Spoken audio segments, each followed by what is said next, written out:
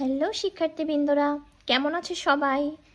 আজকে আলোচনা করব একটা নতুন চ্যাপ্টার নিয়ে, আর সেটা হচ্ছে নবম এবং দশম শ্রেণীর সাধারণ গণিতের দ্বিতীয় অধ্যায়, অর্থাৎ সেট এবং ফাংশন নিয়ে। প্রথমে আলোচনা করব হচ্ছে সেট নিয়ে। সেট হচ্ছে অনুশীলনী 2.1-এর অন্তর্ভুক্ত। তো প্রথমে আমরা সেট কি এবং সেট সম্পর্কে ডিটেলস জেনে নিই। সেট হচ্ছে বাস্তব বা চিন্তা জগতের সুসংজ্ঞায়িত বস্তুর সমাবেশকে সেট বলে। বাস্তব বা চিন্তা জগতের সুসংজ্ঞায়িত বস্তুর সমাবেশকেই সেট বলা হয়। সেটকে সাধারণত ইংরেজি বর্ণমালার বড় হাতের অক্ষর দিয়ে প্রকাশ করা হয় এবং উপাদানগুলোকে ছোট হাতের অক্ষর দিয়ে প্রকাশ করা হয়।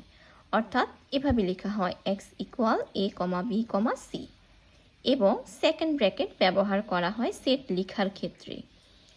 উপাদান প্রকাশের চিহ্ন হচ্ছে যে এই চিহ্নটা, এটাকে বলা হয় হচ্ছে belongs to. A belongs to x এর মানে হচ্ছে এ এক্স সেটের সদস্য।